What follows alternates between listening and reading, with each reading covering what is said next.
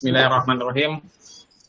Assalamualaikum warahmatullahi wabarakatuh. Waalaikumsalam. Alhamdulillahirrahmanirrahim. Puji syukur marilah kita senantiasa panjatkan kehadirat Allah Subhanahu wa Ta'ala, karena atas limpahan kasih dan sayangnya kita masih diberi kesempatan untuk berkumpul di majelis ilmu malam ini.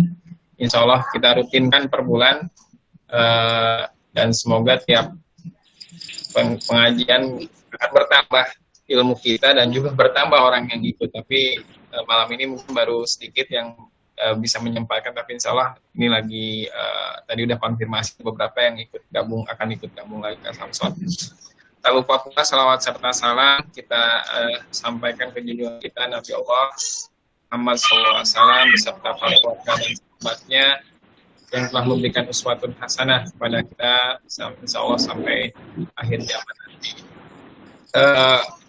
Tema malam ini seperti sudah disampaikan, ini adalah spesialisasinya Ustadz Samson tentang la tahzan, jangan bersedih.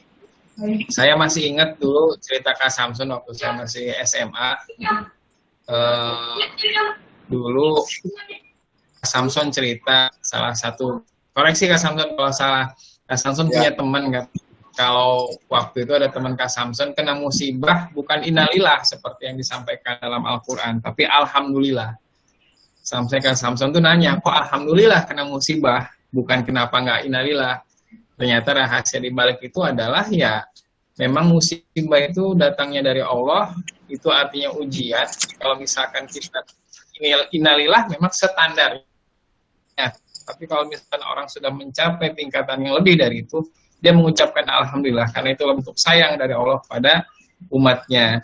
Jadi itu yang saya ingat cerita Kak Samson dulu, kenapa akhirnya katanya salah satu alasan menerjemahkan buku La Tahzan yang waktu itu fenomenal, salah satu buku terlaris di Indonesia alhamdulillah sampai saat ini. Udah cetakan berapa Kak Samson? 70 ya, sekitar 70. 70, Masya Allah, Subhanallah. Jadi memang banyak kisah-kisah yang menarik yang dituliskan di buku itu, dan mungkin Kak Samson sebagai orang yang pertama-tama menerjemahkan buku tersebut ke dalam bahasa Indonesia, juga banyak mendapatkan cerita-cerita yang terinspirasi dari terjemahan buku La Tahzan ini. Maka Kak Samson, without further ado, saya persilahkan Kak Samson untuk menyampaikan tausiah, kita berbagi cerita nasihat buat teman-teman. Kak Samson. Enggak. Assalamualaikum warahmatullahi wabarakatuh. Alhamdulillah wassalamu ala Rasulillah wa alihi wa ashabihi wa man wala. Rabbi shrah li sadri wa yassir li amri wa hlul 'uqdatam min lisani yafqahu qawli. Teman-teman semua yang berbahagia, yang pada malam hari ini kita hadir bersama-sama untuk menambah pendewasaan spiritual kita, saya sebut, atau pematangan nurani kita. Sehingga patut pada malam hari ini kita bersyukur kepada Allah Subhanahu wa Ta'ala atas semua karunia, hidayah dan taufiknya yang Allah limpahkan pada kita pada malam hari ini, pada Jumat malam ya, atau malam Sabtu, yang kita harapkan menjadi pemicu sekali lagi pematangan jiwa kita ya.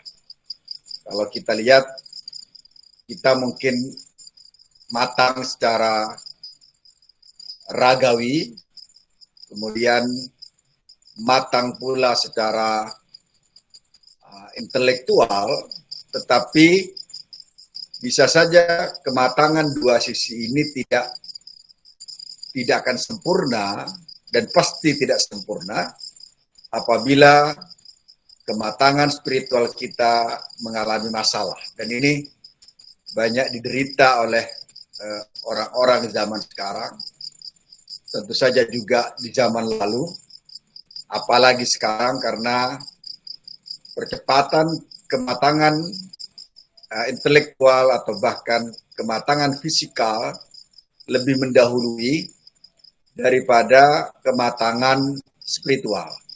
Sehingga apa yang terjadi, banyak orang yang terlanda oleh kepincangan, terlanda oleh ketidakseimbangan, terlanda oleh imbalancing, terlanda oleh huru-hara dalam dirinya sendiri, terlanda oleh hambatan-hambatan perjalanan spiritualnya, karena memang dia secara kasat mata tidak memenuhi syarat untuk disebut sebagai sosok yang matang dari sisi spiritualitas.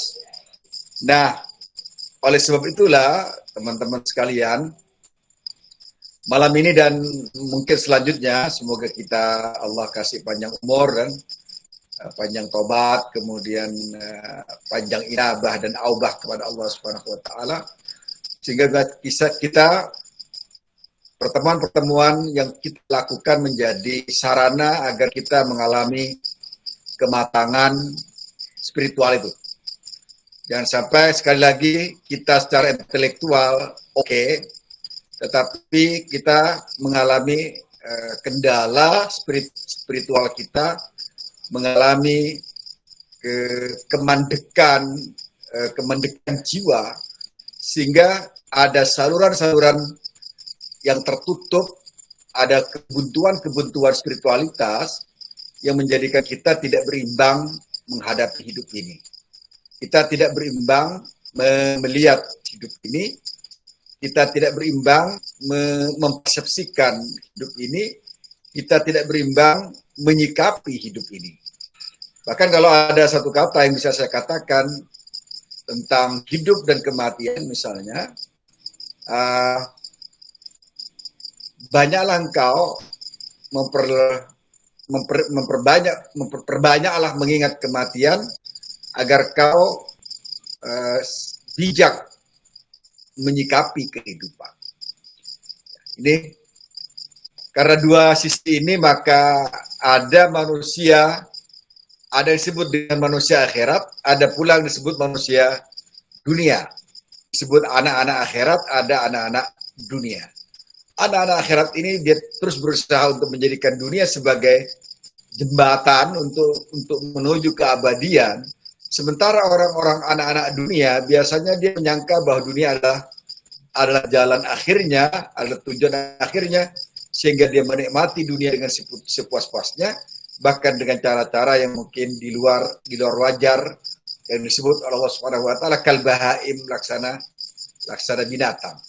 Nah, pertemuan kita saya lebih enak kalau nanti kita lakukan dengan cara-cara dialogis, ya, dengan cara-cara hiwar, dengan cara-cara diskusi, dengan cara-cara sharing, agar kita berbagi kebahagiaan, berbagi pengalaman, berbagi inspirasi, berbagi pengalaman yang pernah kita alami dalam kehidupan yang telah kita lalui. Mungkin di antara kita sudah ada yang lewat dari separuh perjalanannya, dan mungkin ada juga seperti saya misalnya sudah lebih dekat kepada ujung perjalanan dari kehidupan di dunia ini. Salam dan salam saya aturkan, dan mari kita aturkan pada Rasulullah Sallallahu Alaihi Wasallam. Semoga kita semua senantiasa kokoh, ajak, kuat, mengikuti tapak-tapak kerasulan, tapak-tapak kenabian, mengikuti tapak-tapak kebijakan yang pernah dilalui Rasulullah Sallallahu Alaihi Wasallam. Ya, teman-teman sekalian, buku yang kita akan, sebenarnya nanti kita tidak terpaku pada buku La Tahzan ini.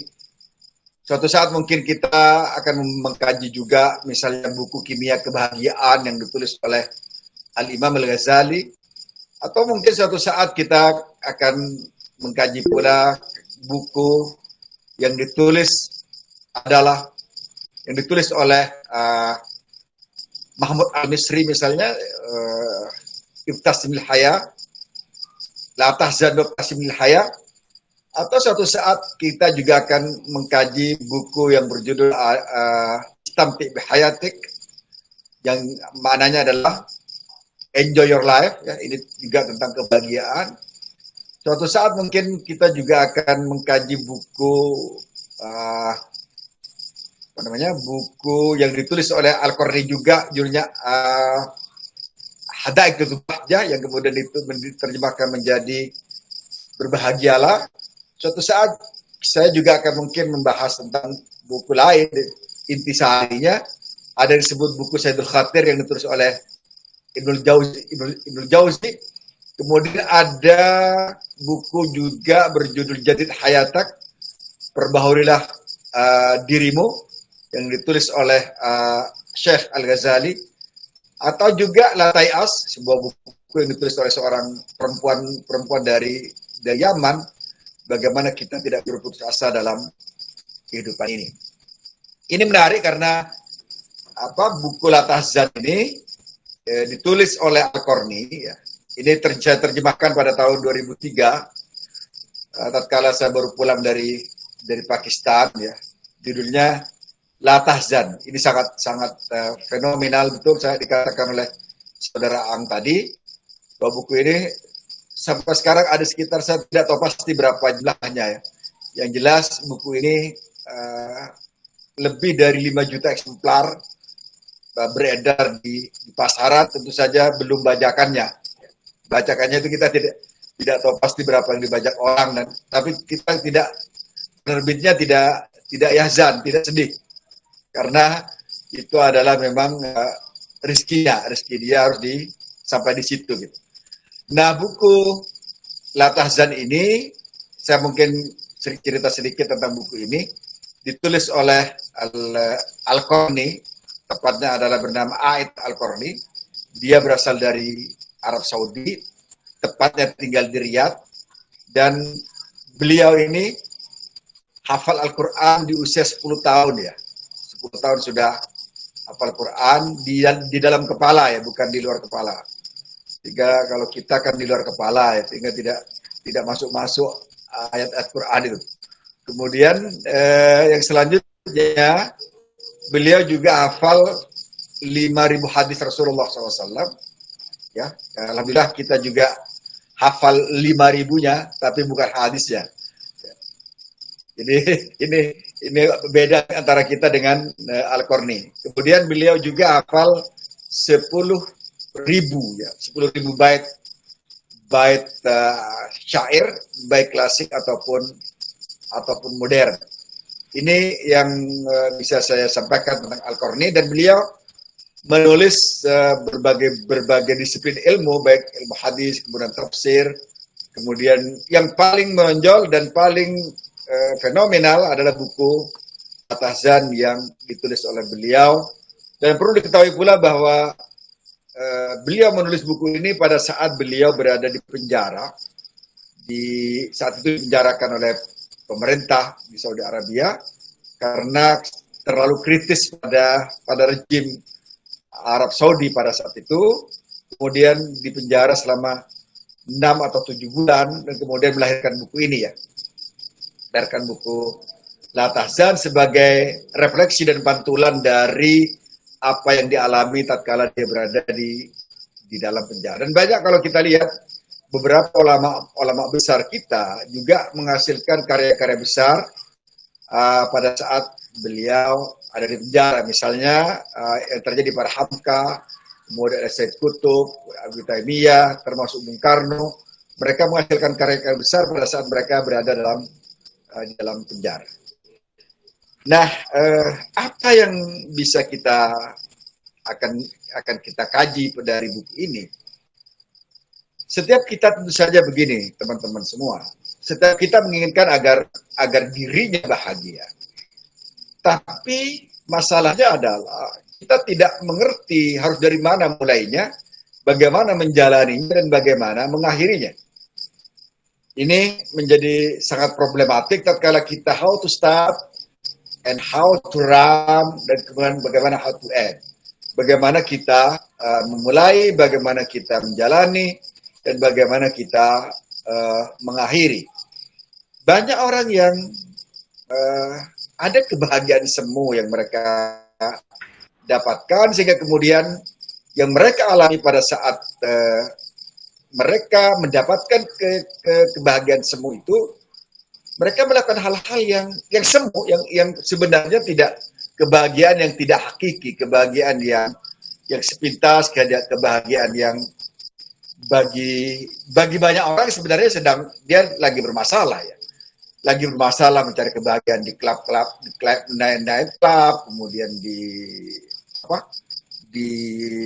dugem-dugeman, kemudian di tempat-tempat yang sebenarnya merusak kematangan spiritualnya, bahkan mungkin mematikan atau mungkin bahkan membuntukkan, bahkan dia menjadi masuk dalam ruang-ruang gelap spiritualisme yang kemudian menjadikan dia tidak lagi mendapat cahaya kebenaran.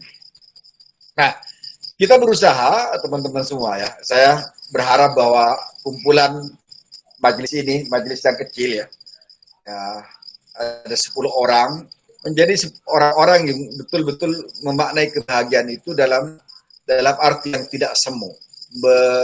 Berharap kebahagiaan dari sumber kebahagiaan. Menjadikan dia bahagia karena dia dekat dengan Sang Maha Bahagia. Soalnya ya, Sang Maha Bahagia itu adalah Allah Subhanahu wa taala. Allah Subhanahu wa taala Ar-Rahman Ar-Rahim, Ar-Raufur Rahim, Al-Ghafur Wadud dan semacamnya adalah Sang Maha Bahagia, kalau boleh saya kata ya. Kalau itu pun istilahnya benar ya. Allah Sang Maha Bahagia, Allah tidak pernah sedih ya. Allah lepas dari hal-hal negatif yang pernah dialami oleh manusia. Oleh sebab itulah, teman-teman semua, tatkala kita ingin menjadikan diri kita berbahagia, maka satu-satunya cara adalah merapat kepada sumber kebahagiaan. Soalnya ya, agar kita ini menjadi orang yang paling bahagia, maka satu-satunya cara yang paling tepat adalah tatkala kita mendekat kepada sumber kebahagiaan, sehingga kita bisa mergo air kebahagiaan itu, kita bisa dapat rembesan kebahagiaan itu, kita dapat kucuran kebahagiaan itu tatkala kita betul-betul mendekat kepada Sang Maha Bahagia, Allah Subhanahu wa taala. Maka disebutkan tatkala Allah Subhanahu wa taala berfirman, misalnya, ala bidzikrillahi tatmainnul qulub, misalnya. Ketahuilah bahwa dengan berzikir kepada Allah, tatmainnul qulub, hati menjadi itminan. Hati ini menjadi tenang, hati ini menjadi damai, hati ini tidak bergolak, hati ini menjadi tentram, hati ini menjadi bahagia, hati ini menjadi lapang. Tatkala kita berzikir kepada Allah sebagai salah satu sarana agar kita bisa dekat kepada Allah Subhanahu wa taala. Nah, proses-proses seperti inilah yang kemudian apabila kita terus melakukannya, apa yang disebut dengan riyadhah nafsi ya. Soalnya ya. Jadi proses pematangan spiritualitas ini akan bisa kita laksanakan apabila kita merindu sebuah pertemuan yang asyik masuk dengan Sang Maha Bahagia itu. Nah, kita lihat misalnya kita ya secara umum, saya mungkin teman-teman semua, kenapa kita tidak merasakan kebahagiaan? Karena kadang-kala kita menghindar dari sumber kebahagiaan itu, atau kita run away dari the source of happiness. Kita lari dari sumber kebahagiaan, bukan pergi atau merapat kepada sumber kebahagiaan. Tatkala kita misalnya yang gampang-gampang lah contohnya. Tatkala kita ada panggilan Tuhan, panggilan Allah Subhanahu wa taala, agar kita menghadap pada Sang Maha Kuasa, pada Sang Maha Bahagia itu, seringkali kita bukan merespon dengan baik, tetapi kita meresponnya dengan slow respon. Ya. Slow and low respon. Jadi ada dua. Ada dua sekaligus. Pertama slow, kedua low respon. Kita seakan-akan tatkala kita ada panggilan untuk menghadap Sang Maha Kuasa dan itu resmi didengungkan dan diucapkan, dipanggilkan, kita sebagai orang-orang yang ingin bahagia, karena kebahagiaan itu tidak diberikan tidak diberikan gratis, harus ada usaha-usaha yang dilakukan agar kita sampai pada kebahagiaan. No free charge of happiness. Tidak ada kebahagiaan yang diberikan secara gratis. Kita juga harus melalui prosesnya, melalui jalan-jalan yang dilaluinya, melalui usaha-usaha yang kita lakukan, agar kita sampai ke destinasi kebahagiaan itu, kepada sasaran, kepada tujuan untuk mencapai bahagia. Sayangnya sekali lagi, nahnu la nafirru ila sa'adah, ila manba'is sa'adah, ila masdaris sa'adah, wa innama nafirru min masdaris sa'adah. Kita ini tidak berlari kencang untuk merapat kepada sumber kebahagiaan, tetapi kita malah berlari dari sumber kebahagiaan. Atau kita stagnan di tempat di mana kita pada saat itu tidak akan menambah air kucuran kebahagiaan. Kita menikmati stagnansi spiritualitas tatkala kita tidak merespon dengan baik apa yang Allah panggilkan kepada kita semua. Nah, ini persoalan besar yang sering kita hadapi. Dan harus kita akui pula secara jujur, seringkali kita lari dari kebahagiaan atau lari dari sumber kebahagiaan.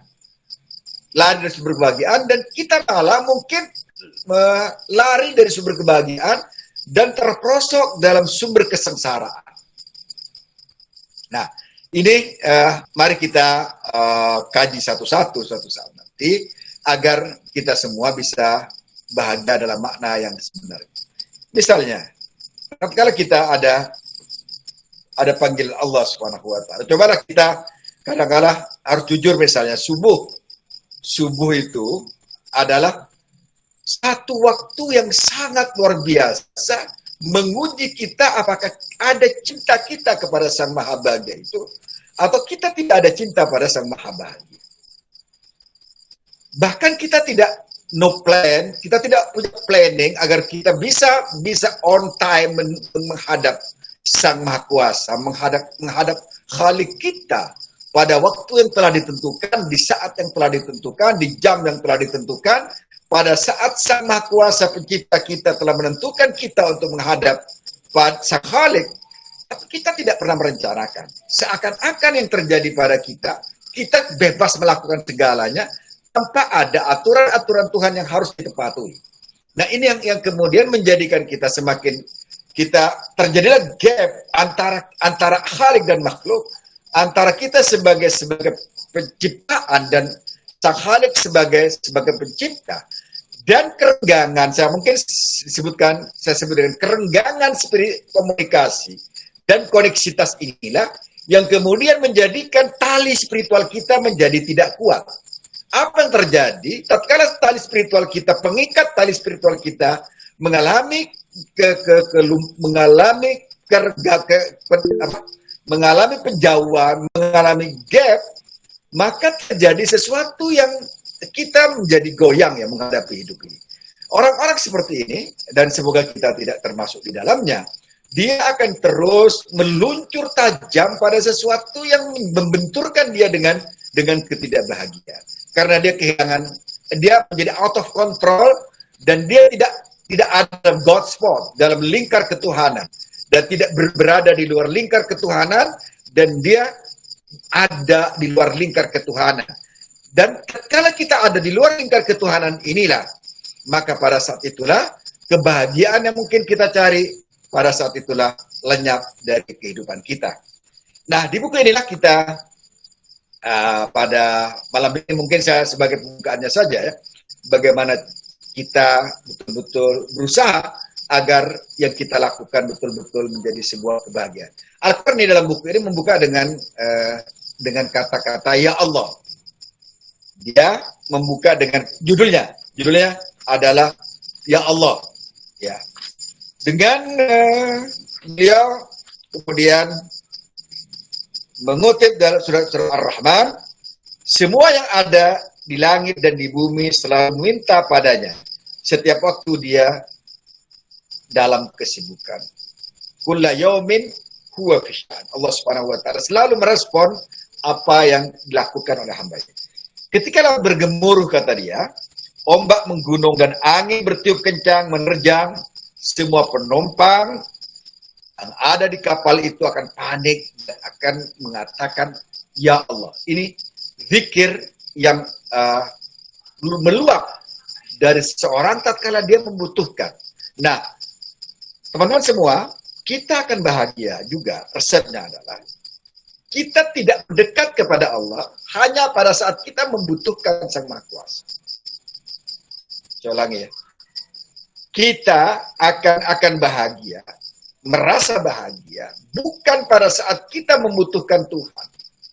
Tetapi kebutuhan itu karena ada desakan, karena ada bencana, karena ada kerepotan, karena ada hambatan-hambatan, halangan-halangan. Kemudian selama ini kita jauh dari Allah, tiba-tiba kita merapat kepada Allah. Itu sebenarnya cara-cara seperti dari cara-cara transaksional, dan kita lagi berdagang dengan Tuhan, dengan Allah Subhanahu wa taala. Maka disebutkan, kalau kau ingin bahagia, mendekatlah kamu kepada Tuhan, kepada Allah Subhanahu wa taala dalam keadaan kamu lapang. Dalam keadaan kamu lapang, sehingga pada saat kau dalam kesulitan, Allah juga akan mudah mendekatimu karena kau telah memperlakukan Sang Maha Kuasa dengan cara yang fair. Dengan cara yang fair. Jangan sampai kita melakukan Allah Subhanahu wa taala sebagai keranjang kepentingan kita. Tatkala kita butuh Allah, maka kita merapat kepada Allah. Tetapi tatkala kita seakan-akan tidak membutuhkan Tuhan, kita menjauh dari Allah Subhanahu wa taala. Apa yang akan terjadi? Yang terjadi adalah Allah juga akan melakukan hal yang sama pada kita tatkala kita hanya merapat pada saat kita dalam kesulitan. Kita tidak pernah merapat kepada Allah Subhanahu wa taala pada saat kita ada dalam kesulitan, dalam keadaan lapang. Dalam keadaan lapang seakan-akan kita tidak punya Tuhan. Seakan-akan kita tidak punya Tuhan. Atau seakan-akan kita tidak memerlukan Tuhan. Walaupun sebenarnya pada saat itu seharusnya kita ada dan dekat kepada Allah Subhanahu wa taala dalam seluruh lini dan dimensi kehidupan kita semua. Maka disebutkan dalam Al-Qur'an misalnya, wala takunu kalladzina nasullaha, kata Allah. Wala takunu kalladzina nasullaha fa ansahum anfusahum ulaika humul fasiqun. Janganlah kau, kata Allah Subhanahu wa taala, kepada kita semua, tentu saja kepada saudara-saudara sekalian, teman-teman semua yang hadir pada kesempatan kali ini, kata Allah Subhanahu wa taala, wala takunu kalladzina nasullaha, janganlah kau menjadi seperti orang-orang yang melupakan Allah. Orang melupakan Allah banyak. Tatkala kita mendapatkan nikmat, jangan banyak, kemudian kita tidak ingat bahwa kita ingat hanya nikmatnya saja, tapi kita lupa bahwa ada zat yang memberikan nikmat itu. Jadi Al-Mun'im, Allah Subhanahu wa taala. Kita lupa, kata Allah, la takunu kalladzina nasullaha fansahum anfusahum. Janganlah kau menjadi seperti orang-orang yang melupakan Allah. Fa'ansahum anfusahum, Allah kemudian sangat-sangat mewanti-wanti, sangat mewarning pada kita semua. Fa'ansahum anfusahum. Yang kemudian Allah jadikan mereka itu lupa terhadap dirinya sendiri. Saya ulangi ya. Tatkala kita melupakan Allah. Wala takunu kalladzina nasullaha fa'ansahum anfusahum. Tatkala kita melupakan Allah, ya, tatkala kita melupakan Allah, kemudian Allah memperlakukan yang bersangkutan ansahum. Allah jadikan yang bersangkutan lupa terhadap dirinya sendiri. Maksud lupa terhadap dirinya sendiri adalah dia tidak tahu siapa dirinya, harus bagaimana yang bersangkutan, apa yang harus dilakukan, sedang apa dia sekarang? Apa tugas-tugasnya sebagai makhluk dan hamba Allah Subhanahu wa taala? Apa yang harus menjadi kewajibannya? Harus bagaimana dia berlaku pada saat ini? Dan di jalan apa dia harus berada? Allah menjadikan yang bersangkutan lupa karena dia melupakan Allah, Sang Maha Pengingat, Sang yang memberikan peringatan kepada kita agar senantiasa kita berjalan di jalur yang benar, di jalur yang tepat, di jalur yang lurus. Tapi pada saat kita melupakan Allah, kemudian kita menjadi lupa bahwa kita adalah seorang hamba. Kita menjadi lupa bahwa kita hadir dan diciptakan untuk beribadah kepada Allah. Kita juga lupa bahwa kita diciptakan oleh Allah Subhanahu wa taala, ini ja'il fil ardi khalifah, untuk memelihara bumi ini, untuk menjadikan bumi ini sejahtera, menjadikan bumi ini tenang, bukan merusak berupa sumber alam yang ada, merusak bumi yang ada. Kita hadir untuk menjadi hamba Allah. Wa ma khalaqtul jinna wal insa illa liya'budun. Sehingga apa terjadi, teman-teman semua? Kita menjadi kehilangan orientasi. Apa yang disebut disorientasi. Orientasi kita, kalau kita sadar bahwa tatkala kita membaca Al-Fatihah misalnya, kita membaca Malik Yaumiddin. Malik Yaumiddin sebuah pernyataan yang menunjukkan pengakuan dan declare kita bahwa Allah Subhanahu wa taala adalah Malik Yaumiddin, adalah pemilik raja hari kemudian. Tatkala kita tahu bahwa bahwa Allah Subhanahu wa taala merupakan raja di hari kemudian, maka orientasi kita adalah orientasi akhirat, orientasi yang disebut dengan long orientation, short orientation. Adalah orientasi yang panjang dan long never end. Satu orientasi panjang dan tidak ada akhir, yakni orientasi akhirat kita. Nah, pekerjaan-pekerjaan kita, tatkala kita memiliki orientasi yang benar atau destinasi yang telah kita ketahui bahwa ujungnya adalah kebersamaan dengan Sang Maha Kuasa. Pada saat itulah, teman-teman semua, kita akan terus melakukan pengejaran, melakukan perburuan terhadap tujuan akhir kita, dan kita berusaha untuk melakukan percepatan agar kita bisa menggapai apa yang disebut dengan kebahagiaan bersama Tuhan, yang dalam bahasa orang-orang tasawuf disebut al-unas.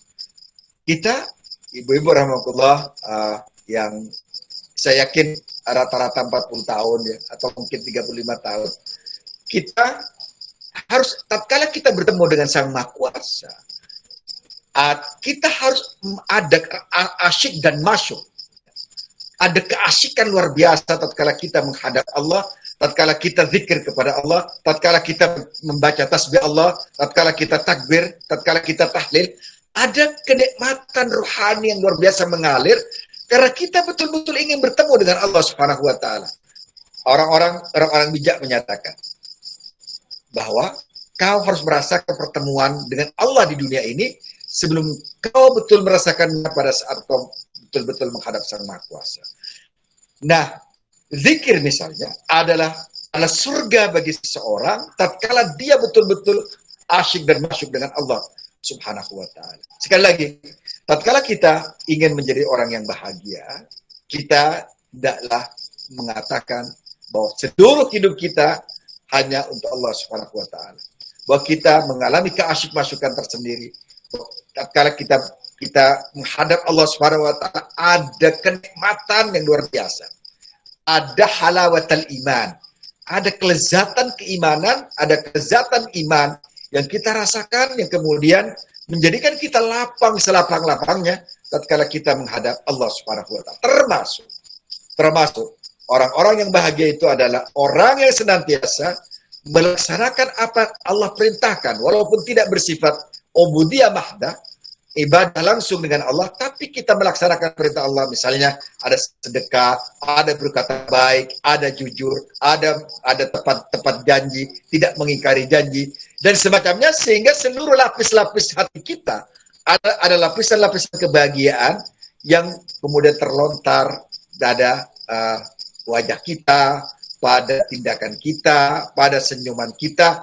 Orang-orang yang bahagia rata-rata wajahnya enak dipandang ya, karena dia tidak memendam, tidak ada lava, lava ketidakbahagiaan dalam dirinya. Tidak ada kegelapan dalam dirinya. Orang-orang yang bahagia adalah dia akan senantiasa memercikkan dan memantulkan kebahagiaan itu pada setiap orang. Nah, berbeda dengan orang-orang yang mengalami kekalutan jiwa. Dan ini banyak diderita oleh orang-orang, saya ulangi, orang-orang yang lupa kepada Allah. Waman a'rada an dzikri, kata Allah, fa innalahu ma'isatan dhanka. Barang siapa yang berpaling dari mengingatku, atau mungkin dari Qur'anku, dari kitabku, waman a'rada an dzikri fa innalahu ma'isatan dhanka, maka bagi yang bersangkutan akan ada sebuah kehidupan yang menyengsarakan. Ada kehidupan yang getir, ada kehidupan yang pahit, ada kehidupan yang gonjang-ganjing. Fa innalahu ma'asyatan dhanka wa fil akhirati. Sementara pada saat dia di akhirat nanti dia akan mengalami kebutaan karena dia buta pada saat di dunia. Nah, hati kita dalam pengajian pertemuan selanjutnya kita usahakan agar ada cahaya hati yang terus kan gini teman-teman semua ya, kita di hati kita kan banyak penyakitnya, mungkin kita terserang tanpa kita harus tak sadar. Ada serangan dengan ketakabburan karena dia mungkin punya kekayaan, ada karena mungkin punya mobil mewah, karena kadang-kala juga ada punya istri cantik, dia kemudian ada pameran istri, gitu kan? Atau mungkin punya suami ganteng, sehingga kemudian pameran suami ganteng ya. Dan seterusnya, ada penyakit-penyakit yang kadang-kala kita tidak merasa bahwa itu penyakit. Tapi ini menutupi kebahagiaan kita, menutupi sebahagian kebahagiaan kita. Tapi ada ujub pada diri kita sendiri, karena kita merasa bahwa kita punya pendapat yang cukup bagus, orang-orang dianggap rendah, orang-orang dianggap tidak mampu, orang-orang dianggap under capacity, underestimate pada orang lain. Nah, sehingga apa yang terjadi pada saat seperti ini sebenarnya kita tidak sebenarnya kita sedang mengalami krisis spiritualitas, dan kita krisis nurani yang sebenarnya, krisis jiwa yang sebenarnya tatkala kita mengalami penyakit hati yang disebut amradul qulub. Fi qulubihim maradun fasadahumullahu marada. Ada penyakit hati yang terus kita pelihara dan tidak kita lepaskan, tidak kita buang, tidak kita delete dari kehidupan kita, dari hati kita. Sehingga apa yang terjadi? Ala kata Rasulullah SAW, ala inna fil jasadi mudghatan, idza saluhat salahal jasadu kulluhu, wa idza fasadat fasadal jasadu kulluhu, ala wa yal qalb. Tatkala hati kita tidak kita buang penyakit hatinya, kita sulit untuk mencapai bahagiaan hakiki, karena kita lagi berpenyakitan hati, bukan fisiknya, tetapi bagian terdalam dari hati kita. Secara psikologis kita tidak tahu dengki itu seperti apa ya, dengki itu seperti apa, tapi dia akan kelihatan bahwa tatkala seseorang mungkin dengki pada orang lain yang mendapat nikmat, tapi tidak di mana dengki itu kita tidak tahu, pasti di hati. Tidak tahu seperti apa, yang kita tahu adalah dia muncul dalam tindakan-tindakan kita. Takabur, sombong, kita kelihatan juga orang yang sombong seperti apa, orang yang dengki, orang yang sombong, orang yang tamak, orang yang rakus, orang yang kikir, dan semuanya tampak kalau dia melakukan sesuatu yang kita lihat dalam kehidupan sehari-hari. Nah, teman-teman semua, ini yang akan kita lakukan pada menjelang pertemuan-pertemuan yang akan datang. Jadi, mari agar kita sekali lagi, teman-teman semua, sekali lagi, agar bahagia itu kita capai, maka merapatlah pada sumber kebahagiaan, dan sebarlah kebahagiaan itu kepada banyak orang. Saya akan kasih satu kata yang mungkin bisa menjadikan kita termotivasi untuk menjadi orang bahagia itu. As'adun nas, kata para ulama itu, as'adun nas man as'adan nas. As'adun nasi man as'adan nas. Orang yang paling bahagia itu adalah orang yang mampu menjadikan orang lain bahagia karena kelakuannya, karena perilakunya, karena tindakannya, karena senyumannya, karena kata-katanya, dan seterusnya. Orang yang paling bahagia adalah orang yang paling mampu menjadikan orang lain bahagia karena dirinya. Orang-orang yang tidak bahagia adalah orang yang kehadirannya ada menjadi bencana bagi orang lain. Kemudian kita tautkan lagi kepada sabda Rasulullah SAW yang mengatakan khairun nasi anfa'uhum linnas, sebaik-baik orang itu dan tentu saja orang paling bahagia adalah orang yang banyak memberikan manfaat kepada orang lain. Dalam kajian selanjutnya misalnya kita akan banyak kendala yang kita hadapi tatkala kita tidak tahu bagaimana mensyukuri nikmat yang Allah berikan kepada kita semua. Ini juga kendala tatkala kita tidak bersyukur terhadap nikmat yang Allah berikan. Maka pikirkanlah kata Al-Quran ini, fakir, washkur, think, tank. Berpikirlah, lalu syukuri. Maksudnya adalah kita berpikir tentang nikmat Allah yang Allah berikan kepada kita semua yang sangat-sangat banyak. Sehingga kemudian, tatkala kita melihat bahwa demikian banyak nikmat Allah yang diberikan kepada kita, pada saat itulah kita tidak akan pernah mengeluh terhadap nikmat Allah, terhadap apa yang Allah berikan, karena terlalu banyak untuk bisa kita syukuri, untuk bisa kita refleksikan dalam tindakan-tindakan yang mengatakan alhamdulillah, mengatakan syukurillah dan semacamnya. Orang-orang yang tidak pernah berpikir tentang nikmat Allah yang demikian banyak itu kadang-kala menjadi berbalik. Dia akan menjadi kufur, ada keluhan, ada komplain, ada yang seringkali dibilang itu, Bapak sehat fisiknya, kantongnya nggak sehat. Itu kan apa namanya itu ya? Saya nggak tahu filosofinya seperti apa, sehingga dia mengeluh dalam kehidupan. Dan orang-orang mengeluh adalah ciri dari orang-orang yang tidak bahagia. Orang-orang mengeluh itu salah satu ciri dari orang-orang yang tidak bahagia. Dan rata-rata orang seperti itu adalah bukan orang-orang berpikir, karena dia tidak pernah berpikir bahwa nikmat Allah demikian besar yang diberikan. Dan untuk itu juga ada tekniknya bagaimana kita bisa mensyukuri nikmat Allah Subhanahu wa taala. Salah satunya adalah bahwa kita melihat pada orang-orang yang di bawah kita, sehingga kemudian kita dengan sangat mudah mensyukurinya. Kalau kita punya mobil satu, maka orang mungkin tidak punya mobil. Kalau kita tidak punya mobil, kita hanya punya motor, orang punya sepeda.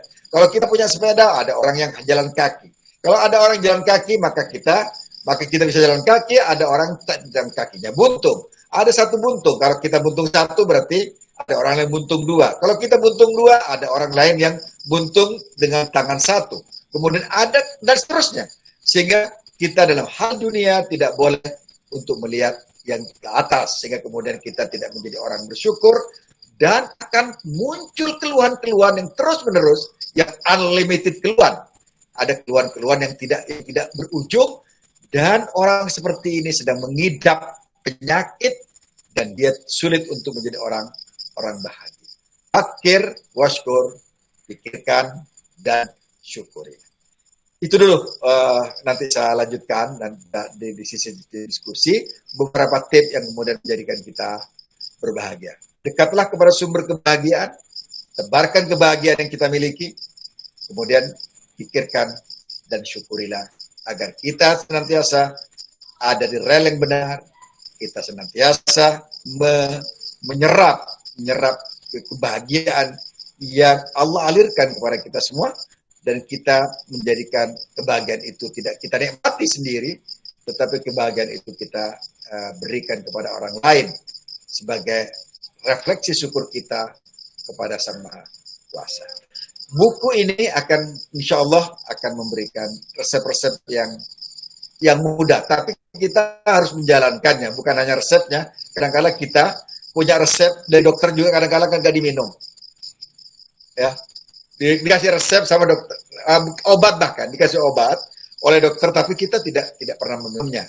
Apalagi mungkin yang sifatnya bacaan, yang sifatnya resep, tip-tip yang ada dalam sebuah buku, maka tugas kita adalah menjadikan resep itu, menjadikan obat-obat mujarab ini bisa kita nikmati. Dan suatu saat kita akan juga berbicara tentang chemistry kebahagiaan. Kimia itu ada, kimia kebahagiaan yang ditulis oleh Al-Imam Al-Ghazali rahimahullah ta'ala. The Chemistry of Happiness. Kimia kebahagiaan yang ditulis oleh seorang ulama besar, terus Ihya Ulumuddin, kemudian Maqasidul Falasifah, dan buku-buku lain yang beliau tuliskan. Itu saja mungkin sebagai pembuka. Semoga kita sudah berusaha untuk menjadi berjalan dan merapat kepada Tuhan. Jangan sampai kita tahu pada Tuhan. Jangan salah sebaliknya. Terus fafirru ilallah, kita lari menuju Allah. Bukan fafirru minallah, bukan kita lari dari Allah sebagai sumber kebahagiaan itu. Dengan demikian, telaga kebahagiaan itu ada pada Tuhan, pada Allah Subhanahu wa taala. Dan tatkala kita dekat dengan telaga kebahagiaan, maka air kebahagiaan itu akan terus kita hirup, dan terus kita bisa regu, dan insya Allah kita akan mencapai kebahagiaan sesuai dengan yang kita harapkan. Terima kasih. Ini kita selesaikan dulu.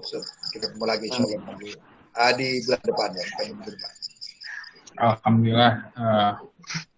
Alhamdulillah. Tabarakallah Ustaz atas tausiahnya.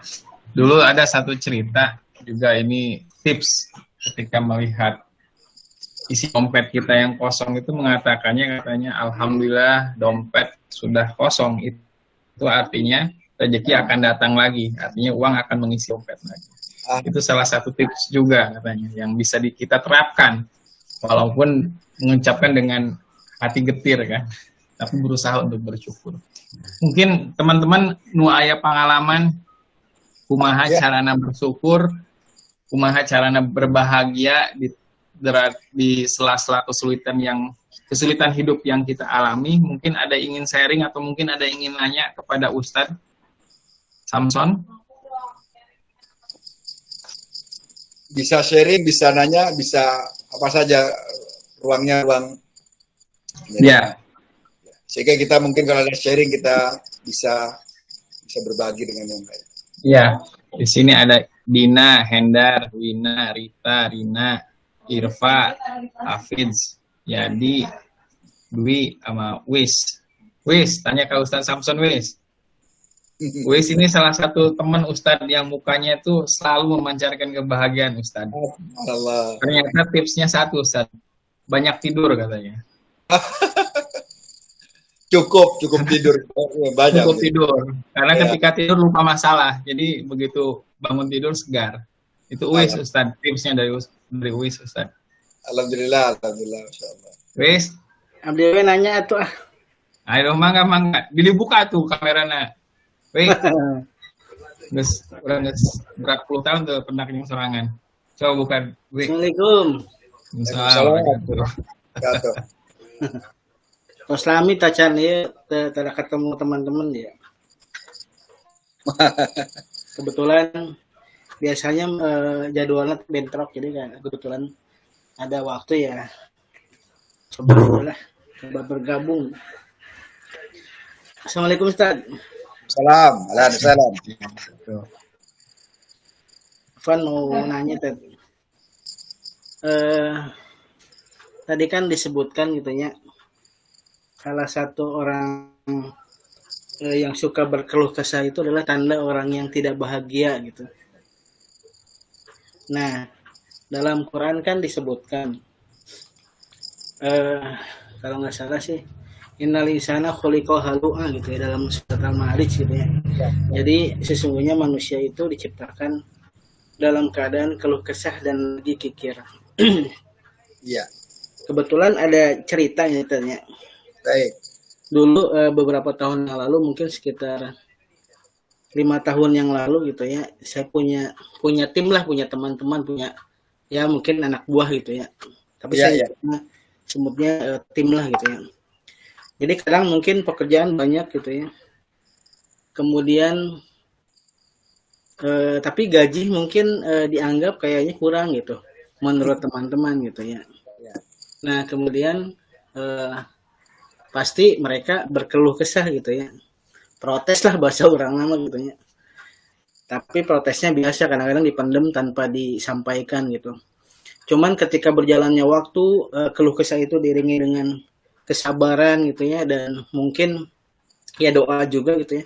Pada akhirnya teman-teman itu mungkin 5 tahun kemudian, alhamdulillah gitu ya, Allah takdirkan mendapatkan rezeki yang lebih baik gitu. Ada yang dulunya mungkin officer biasa atau staff biasa, sekarang udah jadi manajer gitu. Kemudian ada juga yang dulunya masih staff biasa, sekarang udah jadi PNS di tempat yang bagus gitu. Jadi ketika bertemu, saya tuh cerita ke dia, ya mungkin ini jawaban ketika dulu kita suka berkeluh kesah, suka apa namanya, sedih lah gitu ya, karena kondisi yang dulu mungkin kita belum mendapatkan yang, ya mungkin Allah baru menakdirkan sekarang, dan mungkin itu tabungan kita pada masa lalu gitu ya, yang kita simpan gitu ya, kemudian kita ini kan dengan kesabaran dan mungkin dengan doa gitu. Nah kemudian pertanyaan saya gini, Ted. Dari sisi keluh kesah itu, saya menurut saya gitu ya, tapi maaf kalau salah tolong dikoreksi, Ted. Jadi karena kita sebagai manusia diciptakan dalam keadaan keluh kesah, mungkin keluh kesah itu wajar gitu ya, boleh gitu ya.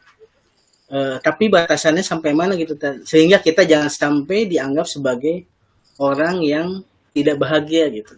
Kan kayaknya sedih gitu ya, dibilang tidak bahagia gitu. Mungkin itu kali tadi Alvan pertanyaan. Pengen Ya. cerita aja sekaligus nanya. Baik, saya jawab ya. Jadi gini, Mangga. keluh kesah itu bukan sifat yang baik tentu saja. Sebagaimana ajul, tergesa-gesa juga bukan sifat yang baik. Walaupun dia secara dasar ada pada manusia. Artinya kalau seseorang berkeluh kesah dalam batas yang normal atau wajar, sekali, mungkin 2 kali, berarti dia berarti dia secara natural adalah manusia biasa. Kalau dia pernah berkeluh kesah. Tapi yang tidak dibolehkan adalah kalau kehidupannya diwarnai dengan keluh kesah secara terus-menerus. Itu disebut dengan bercocok tanam keluh kesah. Setiap hari keluh kesah. Kemudian keluh kesah biasanya kalau orang-orang yang sehat secara psikologis, dia akan menjadikan, kan ini sebenarnya orang yang berkeluh kesah itu adalah dia menghadapi tantangan biasanya. Ada hal-hal yang dia tidak inginkan. Biasanya mereka akan berusaha keluar dari lingkaran keluh kesah ini menjadi terlepas dari keluh kesah. Seperti tadi disebutkan, misalnya dia akan berusaha dengan sabar menghadapi apa yang dia keluh kesahkan, sehingga kemudian dia berusaha untuk keluar dari ruang keluh kesah ini. Kalau seseorang menghadapi persoalan hanya dengan keluh kesah, itulah yang tidak dibolehkan. Tapi kalau seseorang mungkin berkeluh kesah, tapi kemudian dia berusaha untuk keluar dari keluh kesahnya, untuk mengakhiri keluh kesahnya, itulah yang sangat dianjurkan. Keluh kesah yang diabadikan namanya pesimisme. Tapi keluh kesah yang dicari jalan keluarnya adalah optimisme. Kan kita kalau pesimis, dia tidak akan pernah bergerak untuk keluar dari kerumitan hidupnya. Tetapi orang-orang yang optimis, dia akan mencari cahaya agar bisa keluar dari kegelapan yang dia hadapi. Maka tatkala kita misalnya, oh iya ya, saya kok begini. Tentu saja ini ada kesadaran bahwa kita memang memiliki apa yang disebut halua.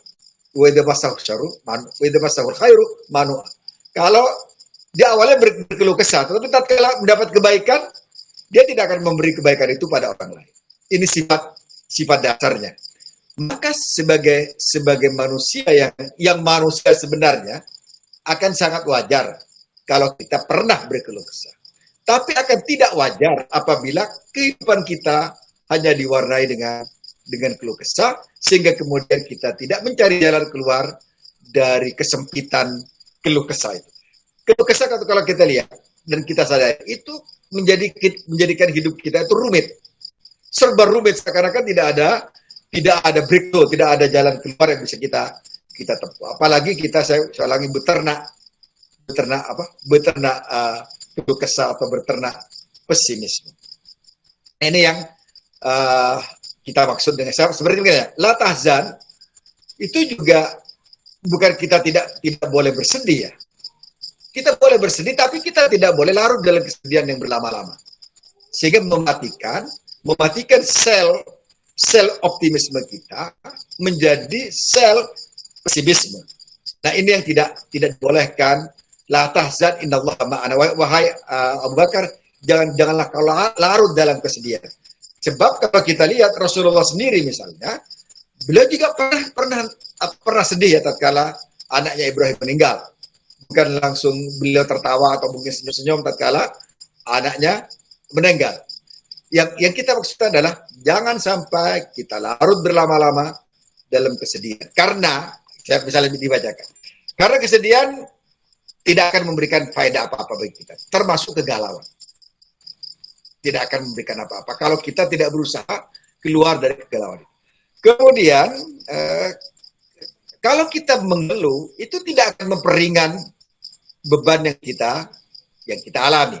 Malah semakin berat tatkala kita terus melarutkan keluhan-keluhan itu. Kemudian tatkala kita mengeluh juga, keluhan yang kita abadikan itu, maka bukan kesuksesan yang kita dapatkan, tetapi tumpukan keluhan dan kegagalan yang akan kita miliki. Kemudian tatkala kita mengeluh atau bersedih, kita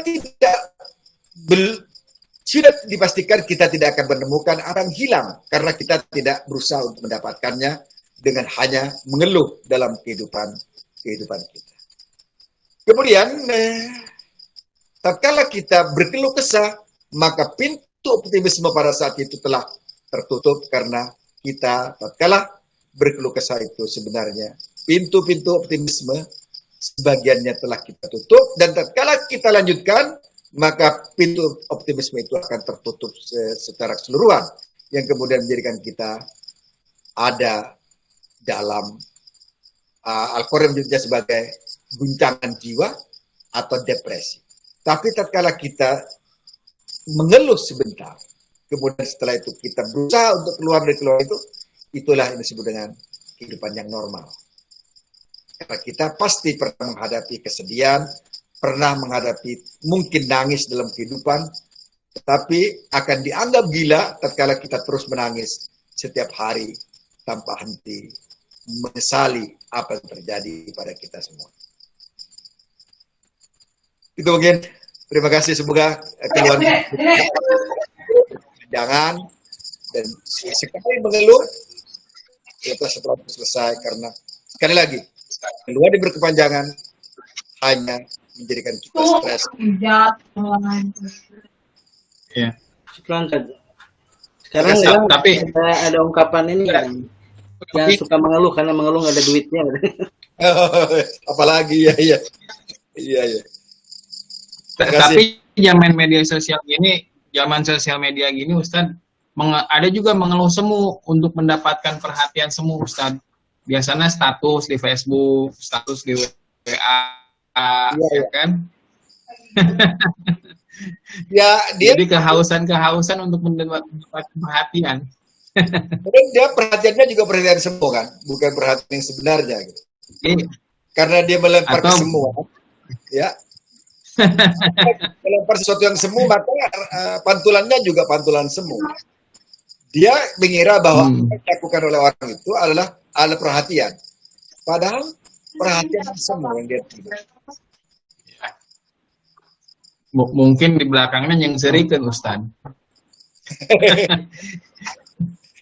Iya. Karena pada prinsipnya itu kan manusia itu kan memiliki masalahnya masing-masing. Saya pribadi selalu bilang ke diri saya dan juga ke istri saya, berusaha mendidik. Ya kalau kita ceritakan masalah ke orang, ya mungkin ya masalah mereka juga punya, cuma mereka juga kita tahu kan masalahnya apa. Mungkin kita ditertawakan di belakang, jadi nggak ada untungnya untuk menceritakan masalah Jadi kalau kepada orang-orang yang nggak pas gitu loh. kalau kita punya kesedihan, itu dua efeknya. Kalau kita bercerita pada teman kita, itu akan menjadi beban mereka. Karena ada orang yang empati pada kita, tapi dia tidak bisa memberikan jalan keluar. Ya. Kedua, kalau kita salah mengutarakan kesedihan kita, ternyata orang yang selama ini yang kita ceritakan itu adalah orang yang selama ini memang menunggu kesedihan kita. Kalau kita bercerita pada bercakap, dia tinggal langsung tujuannya atau dalam tepuk tangan kebahagiaan karena dia telah betul-betul mendengar dari kita sendiri bahwa kita lagi tidak bahagia. Maka dia menyatakan rasanya dalam hatinya mungkin, ya. Maka kalau kita lihat, kalau kita cerita pada orang, kemudian dia berbinar, itu berarti dia bahagia dengan kesedihan kita. Diperhatikan, wah ini kok bahagia gitu kan. Karena kalau orang empati biasanya dia kan sedih juga kalau kita bercerita tentang kesedihan, bukan malah berbinar-binar kalau kita bercerita dengan yang bersangkutan. Jadi jangan sampai salah. Kesedihan itu harus kita pendam selama kita bisa mencari jalan keluar. Sebab tatkala kesedihan itu dilepas, pertama, kalau itu teman kita yang setia, kita berarti memberi beban pada yang bersangkutan. Tapi tatkala dia yang bersangkutan musuh pada kita, maka dia akan bertepuk tangan berpesta dengan kita. Ya, karena ada orang juga bilang nggak bisa bahagia ngeliat orang lain bahagia gitu, Ustaz. Jadi iya. Kan? Tidak bisa bahagia kalau orang melihat orang lain bahagia. Itu orang dengki ya. Orang dengki. Iya. Mungkin nulain aya pertanyaan.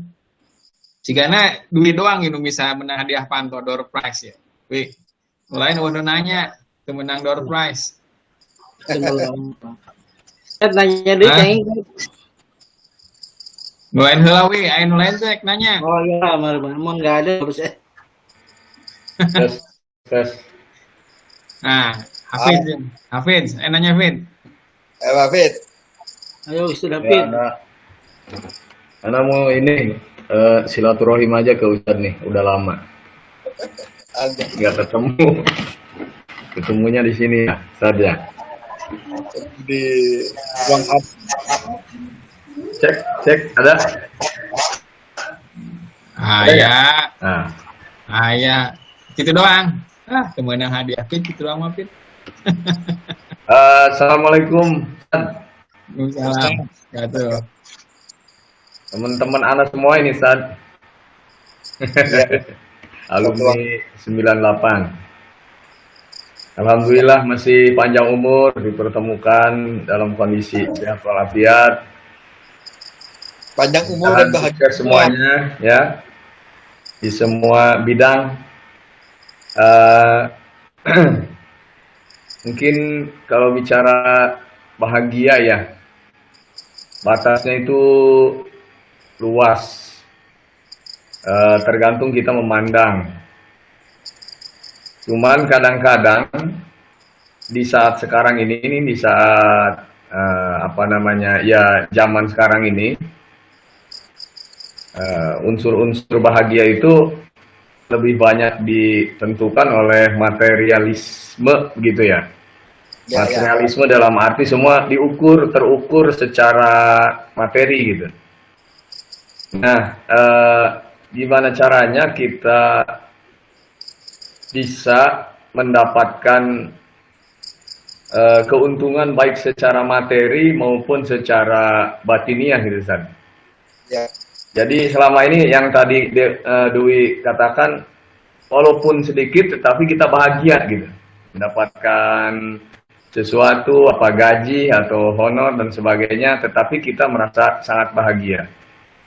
Nah ini mungkin yang dilatar belakangi bahagia ini karena keikhlasan kita, atau karena memang hobi kita, atau memang sesuatu itu kita paksakan untuk kita jadikan sebuah kebahagiaan. Jadi seperti mengejar sesuatu dan akhirnya kita merasa bahagia. Nah, mungkin disitulah kebahagiaannya yang terbatas oleh rasa kepuasan kita. Nah, mudah-mudahan kita bisa mengukur rasa kebahagiaan itu menurut ukuran kita dan menurut insya Allah menurut ukuran syar'i ya, ukuran agama gitu ya saja. Ya. Mungkin itu San. Terima kasih. Jadi kalau saya rumuskan ya, kebahagiaan itu adalah kelapangan dada tatkala menghadapi sebuah persoalan. Itu menghadapi apapun saja itu kita tidak pernah sesak pada kita. Kan? Itu orang-orang yang berbahagia itu adalah orang yang dadanya lapang menerima kenyataan. Orang misalnya kalau seorang dengki dia sesak dadanya karena ada orang bahagia di sebelah. Kalau dia pemarah maka dia ada lonjakan ke dadanya sesak juga karena dia terpapar oleh kemarahan orang lain. Maka yang disebut bahagia misalnya alam nashrah laka sadrak wa wada'na anka wizrak. Salah satu ciri orang paling bahagia adalah tatkala orang itu memiliki kelapangan dada menerima keadaan yang sebenarnya, yang disebut dalam bahasa kita disebut ar-ridha. Ridha dengan apa yang dia miliki. Tatkala dia berhadapan dengan materalis, dengan hal yang bersifat material, dia ada konsepnya. Dia qanaah. Maka dia akan bahagia walaupun dia tidak punya harta banyak. Tapi orang yang tamak, walaupun dia banyak hartanya, dia tidak akan pernah mengalami kebahagiaan. Banyak hartanya, tapi dia tidak bahagia karena apa? Karena tidak punya konsep dan persepsi yang jelas tentang harta itu. Bagi orang yang qanaah, yang puas dengan apa yang dia miliki, dia tidak akan pernah menyatakan bahwa itu kurang. Dia malah bersyukur. Tatkala dia punya qanaah yang cukup, dia alhamdulillah. Alhamdulillah itu merupakan ungkapan kebahagiaan. Tapi orang lain yang dapat, misalnya dapat proyeknya sudah 8M misalnya, tapi persepsi tentang qanaah, tentang ridho dengan apa yang Allah berikan tidak ada. Ya sulit untuk menjadi orang yang bahagia. Misalnya kita sudah punya rumah, punya anak, kemudian, tapi dia masih rumah ini kok jelek banget, ya tetangga kok baik. Apa yang terjadi? Dia tidak punya konsep tentang apa yang disebut qanaah. Dia puas dengan apa yang Allah berikan kepada kita, yang berhadapan dengan materialisme. Saya katakan tadi bahwa orang kenapa katakanlah kita ingin bahagia yang bersifat material misalnya, Rasulullah memberikan konsepnya, kalau kamu melihat orang di atasmu, lihatlah pada ilmunya, bukan pada hartanya. Kalau ilmu kan nggak bisa dikejar tuh. Bahkan jarang orang iri pada ilmu kan. Yang iri itu kalau harta, kemudian tahta, termasuk wanita. Ada orang iri juga. Kenapa istri saya tidak secantik istri A misalnya? Kenapa istri saya tidak segelis ini orang ini? Itu juga bermasalah ya. Kenapa? Karena dia tidak punya konsep yang disebut dengan al-qanaah. Kepuasan terhadap apa yang dia miliki. Dan dia senantiasa melihat pada yang di atas untuk bersifat materialistik, dia melihat yang di atas dalam hal-hal yang bersifat material. Sehingga dia tidak pernah merasakan cukup. Maka muncullah kemudian, tatkala dia tidak qanaah, muncullah saat itu yang bernama tamak. Setelah itu garong. Setelah itu terus, karena dia tidak akan, tadi itu dia unlimited pleasure. Dia tidak memiliki kepuasan yang terbatas. Terus dia akan terbatas tatkala ada konsepnya bernama qanaah. Puas dengan apa yang dia miliki baik secara material. Puas jangan diartikan tatkala kita puas tidak boleh mencari lagi, itu juga keliru. Ya, puaslah, itu juga keliru. Tetap harus wa inna qudiyati sholati fantashiru fil ardi wabtaghu min fadlillah kan. Terus cari aja. Begitu dapat lagi tuh puas dengan yang didapat. Tapi orang kadang-kadang sudah dapat nggak puas juga. Punya mobil 2, aduh, mobil yang baru mana lagi gitu, kan? ini ada keluaran bau. Nggak pernah dia mengatakan, alhamdulillah setelah dikasih Allah Subhanahu wa taala karunia yang sangat besar, kemudian dia gampang menyikapi hidup ini dengan sangat-sangat mudah, tidak guncang. Ada konsep Al-Qur'an misalnya,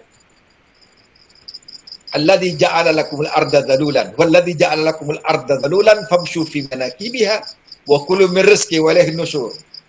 Orang-orang yang pengejaran terhadap dunia itu, bagi orang-orang menginginkan dunia itu menjadi ada di tangannya, mencarinya juga tidak terlalu ngotot. Famshu fi manakibiha, berjalanlah di muka bumi saja engkau itu. Tapi kemudian orang itu akan wa ilaihin nusyur, dia akan kembali bahwa apa yang dia cari itu akan dibawa kepada Allah Subhanahu wa taala.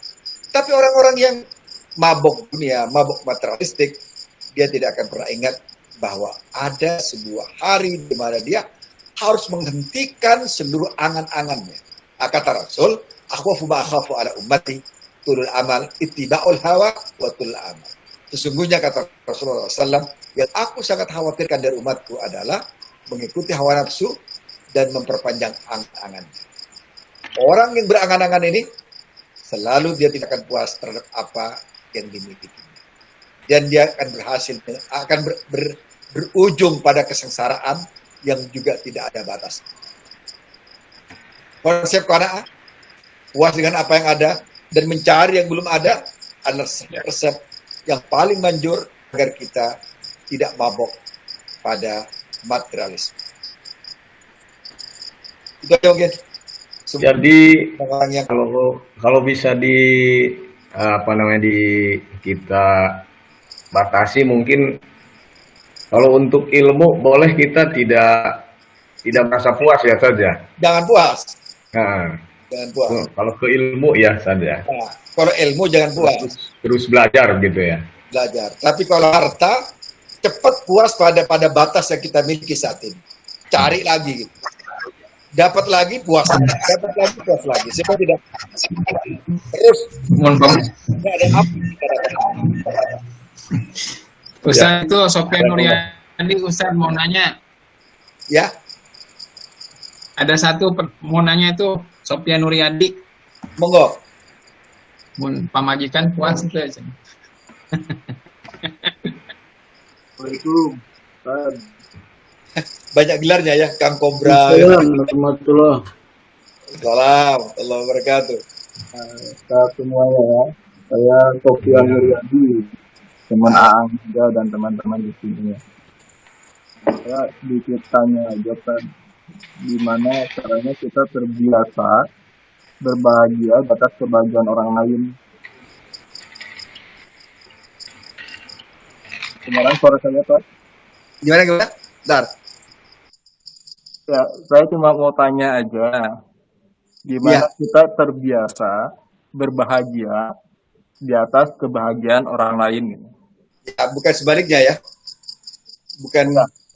Ya, terkadang kan saya sendiri gitu kan, kalau mendengar kebahagiaan orang lain dan dianggap dalam hati terkecil itu, ini orang ngapain sih kita cerita gitu ya. Nah itu yang jadi penyakit sebenarnya sih. Betul. Nah, gimana tipsnya supaya kita gampang aja gitu bahagia di atas kebahagiaan orang lain. Bahagia di atas kebahagiaan orang lain. Ada satu resep yang sangat luar biasa. Ada yang namanya ghibta. Dalam konsep Islam itu namanya ghibta. Biasanya yang tidak bahagia dengan kebahagiaan orang lain itu adalah hasad, adalah kedengkian. Tapi ghibta ini adalah kebahagiaan, kita tetap bahagia dengan bahagia orang lain itu. Ghibta adalah tatkala seseorang mendapat sesuatu kebahagiaan, baik material atau non material, kita berdoa kepada Allah Subhanahu wa taala, ya Allah, berilah aku kebahagiaan yang melebihi kebahagiaannya. Berilah aku rezeki yang lebih dari rezekinya. Tanpa ada dalam dada kita untuk menjadikan nikmat yang dimiliki oleh yang bersangkutan lepas dari yang bersangkutan. Namanya ghibta. Ya, ada tetangga kita, masya Allah rumahnya bagus misalnya, kita berdoa, ya Allah, karuniakan kepadaku rumah yang lebih bagus dari yang dimiliki yang bersangkutan. Kita tidak pernah dengki pada yang bersangkutan, tapi kita minta kepada Allah agar kita diberi nikmat yang lebih besar daripada dirinya, daripada orang yang bersangkutan. Di dada kita tidak pernah ada hasad dan dengki. Yang ada adalah kita minta kepada Allah agar Allah memberikan yang lebih kepada kita semua. Dengan demikian, maka kalaupun tidak dikasih, kita telah tidak pernah mendengki pada orang lain. Berbeda dengan orang yang tadi itu, dia merasa tidak bahagia di atas kebahagiaan orang lain. Dia mengatakan, paling itu dapat korupsi, itu mah paling dapat nyolong, itu mah dapat makar, pokoknya seluruh keburukan ditumpahkan pada orang bersangkutan. Berbeda dengan tatkala kita, ya alhamdulillah tetangga saya dapat nikmat, teman saya dapat nikmat, apa namanya? Pasti dia karena usahanya. Ya Allah, berilah aku kebahagiaan, berilah aku nikmat yang lebih besar daripada apa yang telah Engkau berikan kepada temanku, kepada tetanggaku, kepada orang-orang di sekitar. Itu pasti kita bahagia di atas, makanya di atas kebahagiaan orang lain, bukan di bawah kebahagiaan orang lain.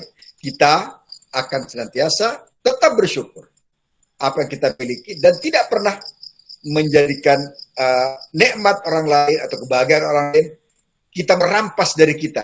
Biarkanlah dia bahagia dan kita mencari bahagia dengan cara kita sendiri. Jadi kemudian apa yang terjadi? Kita tidak akan pernah terjebak untuk merasani orang lain, menggosipi orang lain, kemudian menjadikan orang sebagai sasaran tembak kita. Karena kita, itu adalah nikmat Allah yang diberikan Allah kepada dia. Dan saya sekarang minta kepada Allah Subhanahu wa taala agar nikmat yang diberikan kepada saya lebih besar daripada yang diberikan kepada yang bersangkutan. Artinya, dia bahagia dan kita tidak merasa tertekan oleh kebahagiaan dia. Kita malah minta kepada Allah agar diberikan kebahagiaan yang lebih daripada apa yang dimiliki oleh yang bersangkutan. Namanya ghibthah. Kalau yang tadi itu namanya hasad. Ya. Dan hasad itu membakar hati kita dan kita tidak akan pernah tenang. Tapi kalau ghibthah, syukur alhamdulillah dan terusnya ya.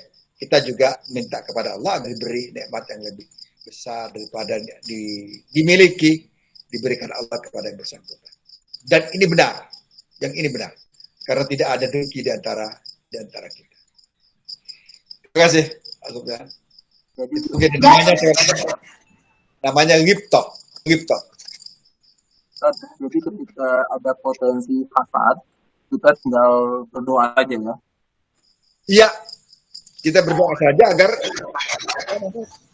kalau orang menyatakan kita sudah tidak termakan.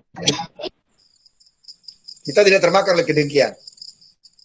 Kita merasa bahwa ini adalah nikmat bersama-sama dan saya minta kepada Allah agar diberikan nikmat yang lebih besar daripada yang dimiliki orang yang bersangkutan. Sekali lagi, ini namanya ghibthah, bukan hasad. Makasih. Makasih. Adin Sanes kembali naros atau cukup udah 9:30 Ustaz juga mau istirahat atau kumaha Pak Ustaz? Ya, terserah. Nah, 9:30 kita berhenti, Pak. Ya. Mau tanya. Nah, satu Ustaz nanya nih, perempuan Ustaz, ibu-ibu.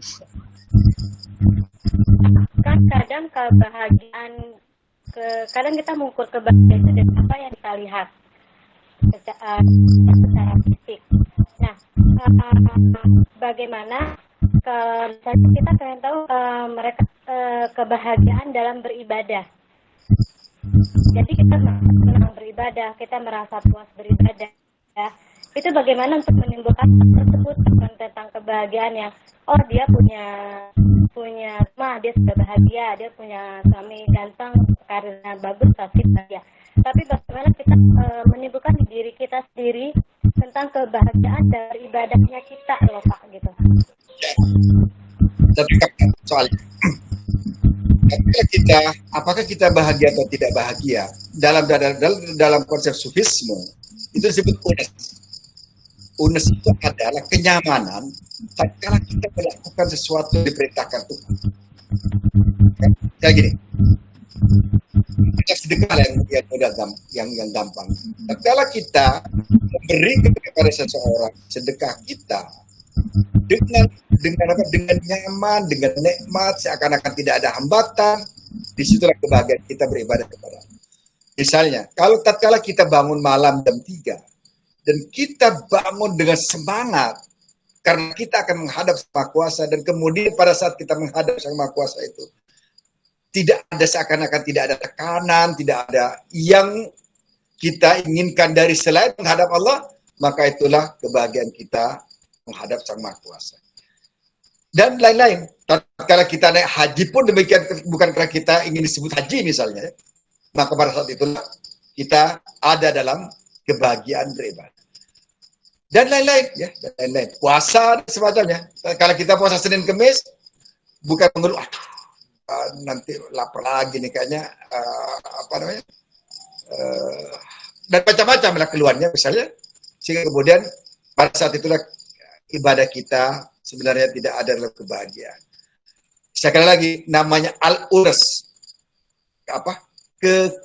kezatan tatkala kita berkumpul, dan keasyikan tatkala kita melakukan ibadah kepada Allah Subhanahu wa taala. Kita asyik banget membaca Quran, seakan-akan tidak mau berhenti karena bukan kelelahan.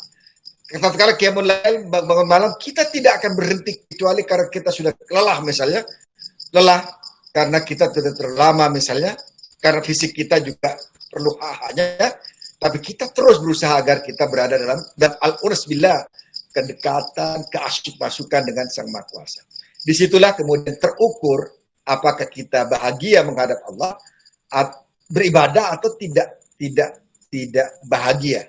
Saya ulangi, tatkala kita merasakan kenikmatan tersendiri pada saat kita beribadah kepada Tuhan, merasakan ada kelezatan tersendiri yang merasuk dalam hati kita, itulah yang disebut dengan pada kebahagiaan kita menghadap Sang Maha Kuasa atau beribadah kepada Allah Subhanahu wa taala.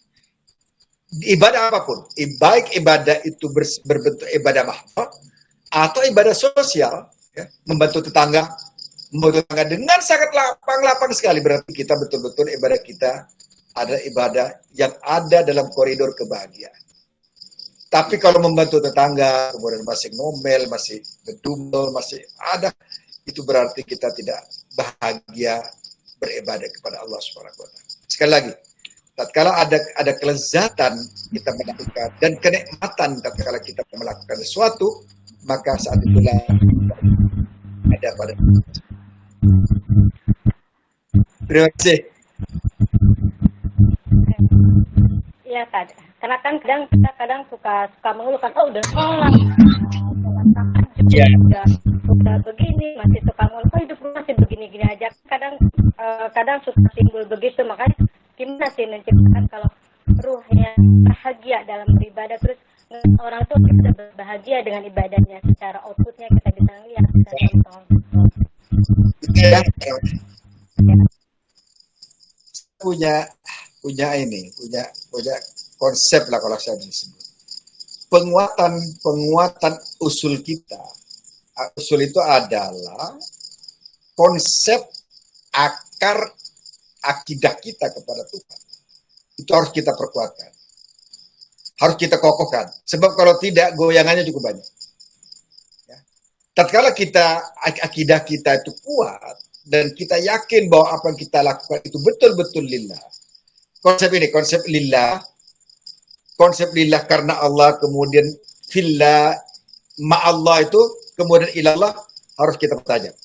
Jadi tatkala kita beribadah kepada Allah, ya, karena lillah, bismillah, ini ada beberapa konsep. Billah karena Allah, karena dengan nama Allah Subhanahu wa taala. Kemudian lillah karena Allah Subhanahu wa taala. Kemudian ma'allah, bersama Allah Subhanahu wa taala. Kemudian ilallah, menuju Allah Subhanahu wa taala. Itu yang menjadikan kita ibadah kita menjadi tidak terkotori dan menjadi bersih dari kepentingan lain yang di luar kepentingan kepada Allah, dari Allah dan kepada Allah itu. Saya sarankan gini, Tidak mungkin kita bisa mencapai hal yang bersih banget atau semangat banget, bahagia banget, kecuali kita melakukan riyadhah nafsiyah, olah jiwa. Ya, dilatih terus, latihan terus dilatih, dan harus sampai jiwa kita itu lelah pada saat melakukan latihan kenikmatan dan latihan kelezatan dan latihan kekhusyuan kepada Allah Subhanahu wa taala. Jangan sampai kita menyerah tatkala kita tidak khusyuk, kemudian kita menyerah. Tatkala kita dikena sedikit lelah misalnya, kita tidak bertarung dengan kelelahan itu. Sehingga kita tidak pernah merasakan kenikmatan bersama Allah, tidak pernah merasakan kenikmatan menghadap Allah Subhanahu wa taala.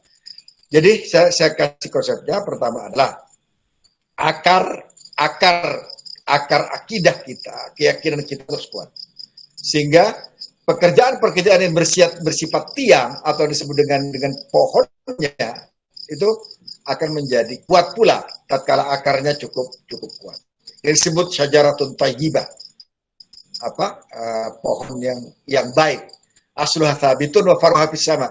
Akarnya baik, kemudian dahan-dahannya sampai menjulang ke langit.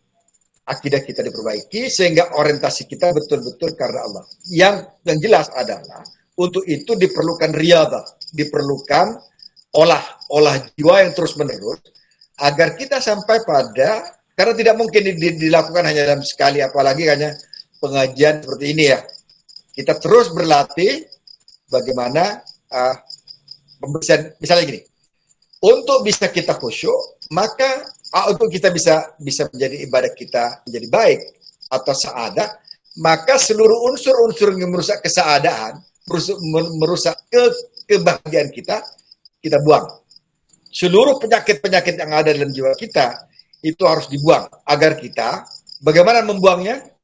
Mungkin suatu saat kita akan mengkaji lagi dalam kesempatan-kesempatan yang akan datang. Bagaimana membuangnya, bagaimana mengisinya, dan apa yang kita dapatkan pada saat delete, kemudian refill, kemudian kita akan mendapat tajaliyat, akan disebut dengan kehadiran eksistensi Tuhan. Maksudnya kita seakan-akan hadir bersama Allah Subhanahu wa taala tatkala seluruh proses yang disebut dengan pembersihan dan kemudian pengisian itu berlangsung dengan cukup baik.